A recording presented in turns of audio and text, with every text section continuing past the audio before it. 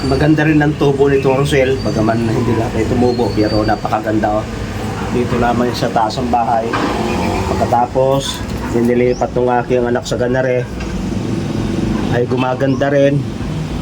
Pag ito'y kasing laki nito, ay gaganda yan. Pero dito lang, ito'y dapat ilipat sa lupa kung sa mas malaking paso. At kayo ituturuan ko kung paano magpalago ng Rosel, lalo na ngayong summer. Pagagandahin natin.